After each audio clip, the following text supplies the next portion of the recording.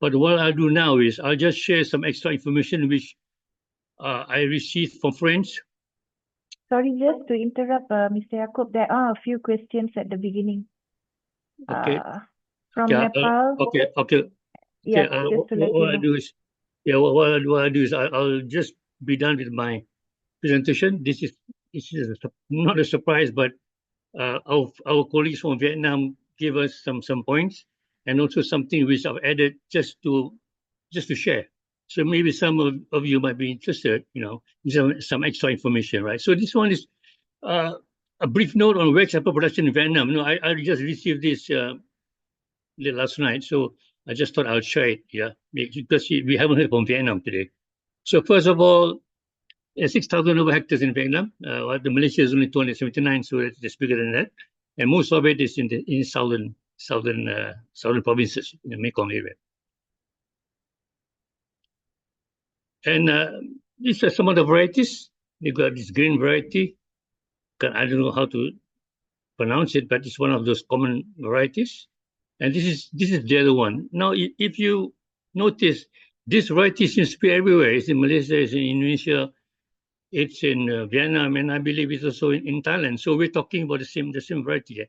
And in Vietnam, this is the dominant variety for commercialization. So they are actually exporting this variety.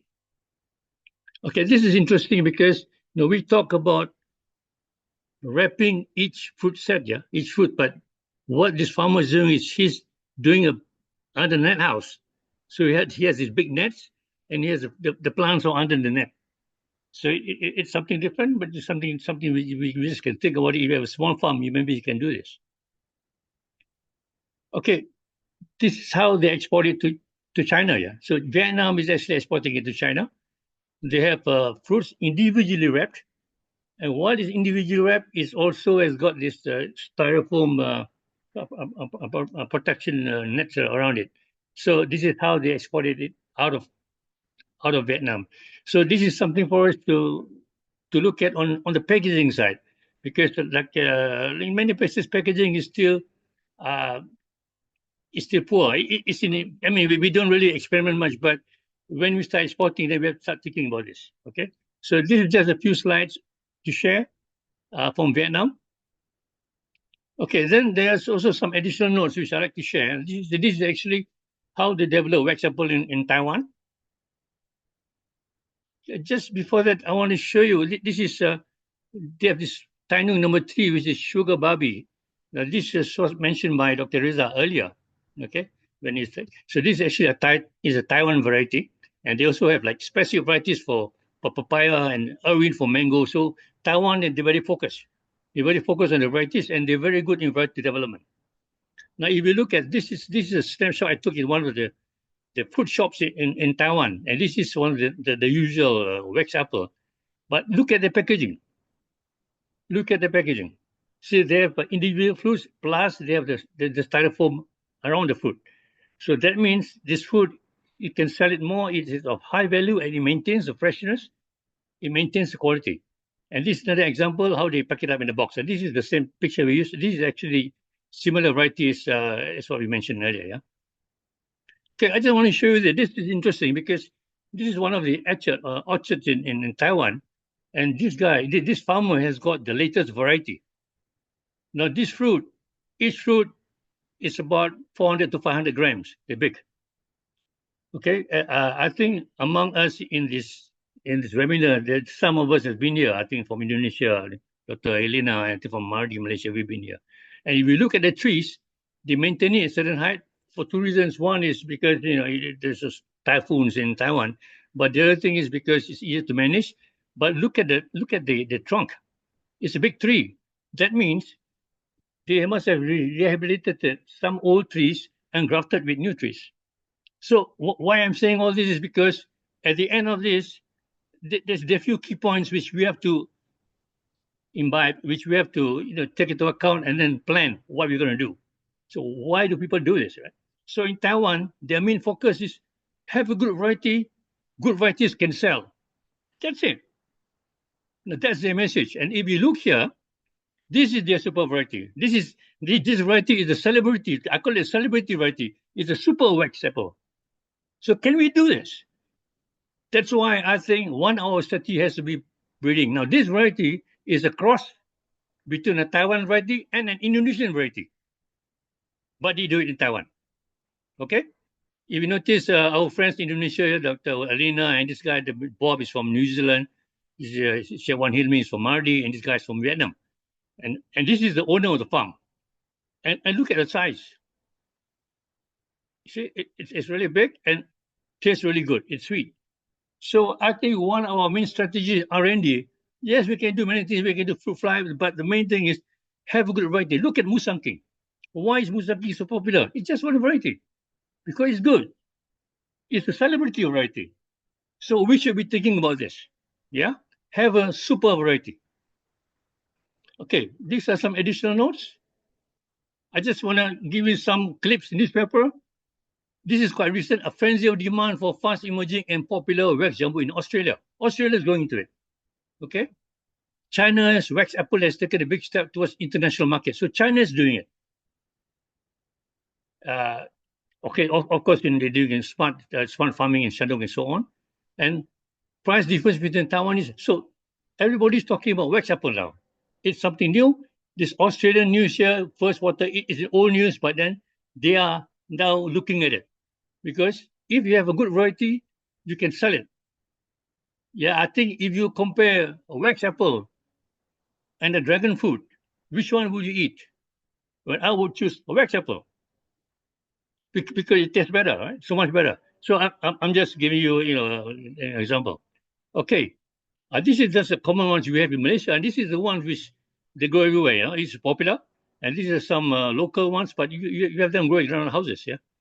Okay, if you look at supermarkets, Malaysia. Okay, this I'm just relating to what Mr. Chris said about selling it. And this picture is quite recent. This is in the NSK supermarket. They're selling the jumbo. They're selling what 11, 12 ringgit a kilogram, which is inconsistent with what Mr. Chris has mentioned.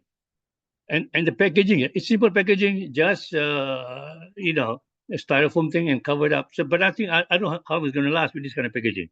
But with that price, now you see 11.90 Malaysian, which is about 3.50 or maybe about $3 US is a good price, I think. Because when you buy other things, you buy durians, you eat only 20%, 25% of the flesh. So you can eat almost 90%. I don't know, but okay, this is another how they pack it in the Malaysian supermarket, which I think it is not so great. But if you can sell it the same day, it's fine. Yeah, this is in a high-end supermarket. This is the variety. They don't sell much, but it's expensive. This is about 14 ringgit a kilo. Okay, now apart of all that, for what we heard and for what we've been from what we we listened to Mr. Chris, Dr. Anu, and also Dr. Reza, and just some of the points which we have gathered. So I have a few takeaways here. Okay, I'm not going to talk about the first one. Is in South Asia, East Asia, and South Asia, but South Asia is getting interested. There are many in India who say, and also recently, the person from Nepal, he asked something about whether they can go there. And as mentioned, you grow backyards, mixed crop, and as a sole crop in small plots. Yeah, many days, palatable, refreshing, and mostly eaten fresh. Okay, this is important: perishable, non-climatic, seasonal, and that sets the guidelines for our post-harvest handling. Now those are the standards. Yeah, but this is important: easily propagated. You don't have to, look for it. You can do it with cutting, markouts, and also grafts. Yeah, that's why even with big wax apple plants, which are of older varieties, you can sort of have this new variety marketed on top. But this is important. Pruning and wrapping takes a lot of your energy, and pest. Okay, normally fruit flies. Up to now, not many processed products. We hear them talking about making this, making that, but nothing's commercial. You can do it in a house, but And the important thing is, it's been left out of major food development programs in many countries. Why? I'm not sure. But I think if we look at the domestic price, where the price is good, and if we have a good variety, a super variety, that would sell, just like anything. Yeah. And it is popular. Exotic maybe to some, but export market is limited because of that. See, now you can export almost anything. Now you can need some, you can export lychee and rambutan, things like that. So to me, there's a big potential here. The only thing is there's less uh, effort because maybe there's something better. Durian is better or papaya is better. I'm not sure. But if you look at the price, this can also be one of those top fruits. Yeah. Okay. And for discussion points, I just want to put some points here. R&D.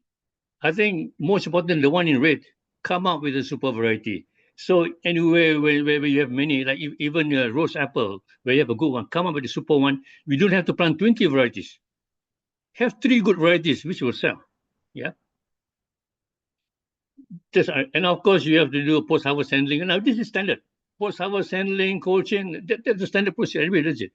But to have a super variety is something else. Super variety describes who you are, and what you can do. Your strength is in variety, is in your breeding program. Yeah. Okay.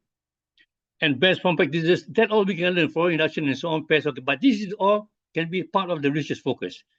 And the main important one is actually focus on the market potential. Focus 1 or 2 super varieties. Okay. And it has to be aggressive. That means, but you need to have a super variety first before you market. If you're just talking normal, then there's no big deal. Okay. So my main point is we got to develop a better variety.